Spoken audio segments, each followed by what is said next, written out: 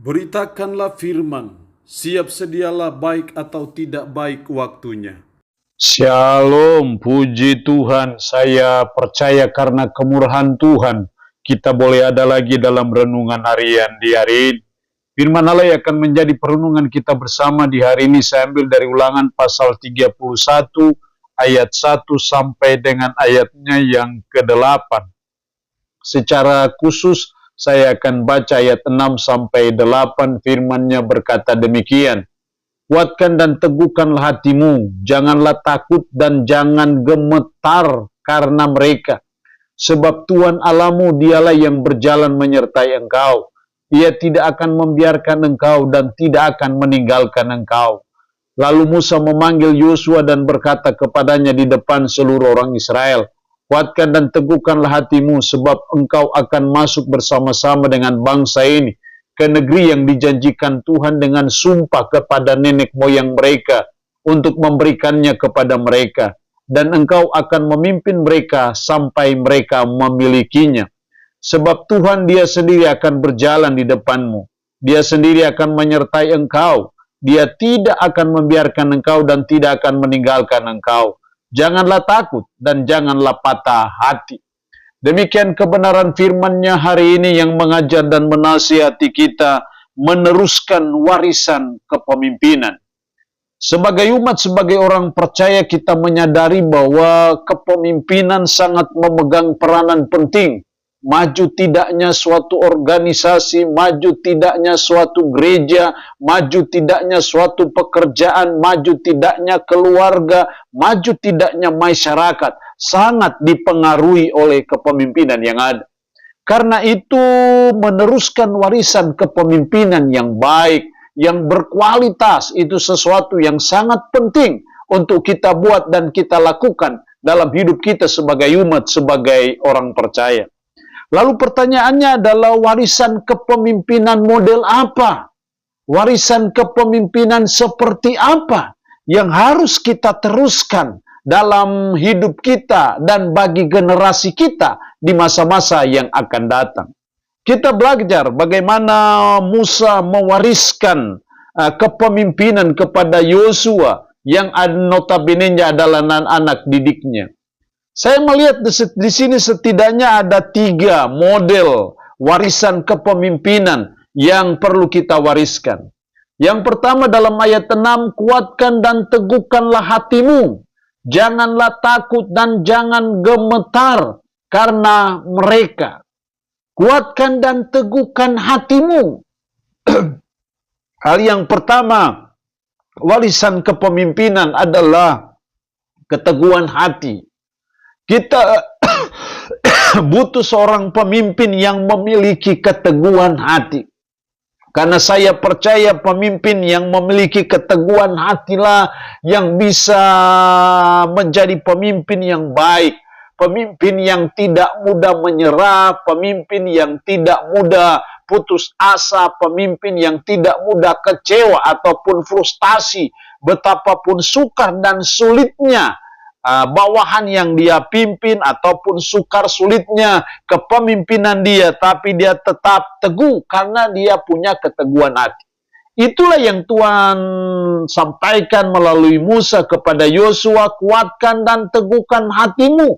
Diulang lagi dalam ayat 7, lalu Musa memanggil Yosua dan berkata kepada di depan seluruh orang Israel, kuatkan dan teguhkan hatimu untuk memimpin bangsa yang tegar tengkuk, yang kepala batu, maka butuh pemimpin yang memiliki keteguhan hati. Karena tanpa pemimpin yang memiliki keteguhan hati, maka dia akan putus asa dan frustasi sendiri melihat bawahannya, melihat bangsa yang dia pimpin itu.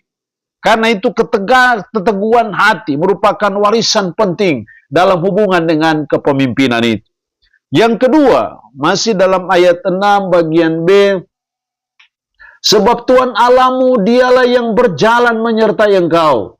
Ia tidak akan membiarkan engkau dan tidak akan meninggalkan engkau.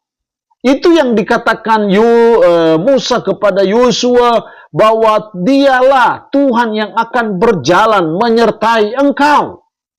Karena dia menyertai, maka ia tidak akan membiarkan engkau dan tidak akan meninggalkan engkau. Kalau Tuhan menyertai, pasti ada sesuatu yang menarik hati Tuhan, sehingga mau menyertai seorang pemimpin. Dan salah satunya itu adalah spiritualitas yang baik. Makanya dari sini saya melihat hal yang kedua sebagai warisan kepemimpinan adalah memiliki spiritualitas yang baik. Spiritualitas yang baik bagi seorang pemimpin itu sesuatu yang sangat penting.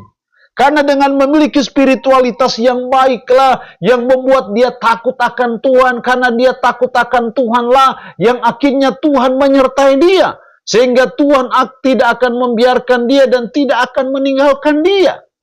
Jadi penyertaan Tuhan itu suatu yang sangat penting. Dan penyertaan itu terjadi ketika memiliki spiritualitas yang baik. Dan itu warisan kepemimpinan yang perlu kita wariskan dari generasi satu kepada generasi yang lain. Karena dengan spiritualitas yang baik, maka dia akan menjadi pemimpin yang berkenan kepada Tuhan. Kalau dia menjadi pemimpin yang berkenan kepada Tuhan, pasti Tuhan akan menyertai dia ketika dia melaksanakan tugas dan tanggung jawabnya. Kalau Tuhan menyertai, maka Tuhan tidak mungkin membiarkan dia ataupun meninggalkan dia. Jadi kita belajar untuk terus membangun spiritualitas yang baik. Saya percaya salah satu indikator spiritualitas yang baik dari seorang pemimpin adalah dia senang berdoa, dia senang membaca firman, dia senang beribadah kepada Tuhan. Kalau spiritualitas yang baik dari seorang pemimpin, kalau dia punya itu, maka saya percaya negara kita, bangsa kita, tanah Papua akan maju. Tapi persoalan kita adalah seringkali para pemimpin banyak yang tidak memiliki spiritualitas yang baik. Sehingga ketika dia menjadi pemimpin hanya untuk memperkaya dirinya sendiri. Kalau dia menjadi pemimpin hanya untuk mengoleksi istri, hanya menambah istri sana sini. Itu karena tidak punya spiritualitas yang baik. Jadi warisan kepemimpinan yang kedua adalah memiliki spiritualitas yang baik. Yang ketiga, dalam ayatnya yang ke-8, sebab Tuhan dia sendiri akan berjalan di depanmu. Dia sendiri akan menyertai engkau. Dia tidak akan membiarkan engkau dan tidak akan meninggalkan engkau. Janganlah takut dan janganlah patah hati. Itu janji Tuhan yang Tuhan sampaikan kepada Musa dan akhirnya Musa sampaikan kepada Yosua ketika mau terjadi estafet kepemimpinan dari Musa kepada Yosua. Menunjukkan bahwa mempercayai penyertaan Tuhan merupakan warisan kepemimpinan yang perlu kita wariskan. Ini hal yang ketiga, ketika kita mau meneruskan warisan kepemimpinan, maka yang ketiga adalah mempercayai penyertaan Tuhan. Dalam situasi dan kondisi apapun, ketika kita sebagai umat, sebagai orang percaya melaksanakan tanggung jawab kepemimpinan kita dengan baik, maka kita percaya bahwa Tuhan akan menolong kita. Tuhan akan menyertai kita dalam situasi dan kondisi apapun. Sehingga mengalami tantangan apapun, mengalami kesulitan apapun, mengalami pergumulan apapun, sebagai seorang pemimpin dia tetap percaya bahwa Tuhan menyertai dia, dan kalau Tuhan menyertai pasti Tuhan menolong. Ketika ada masa-masa yang sukar, masa-masa yang sulit dalam hidupnya, dalam tugas dan tanggung jawabnya sebagai seorang leader, ketika dia percaya penyertaan Tuhan, maka dia percaya akan pertolongan Tuhan dalam situasi dan kondisi apapun.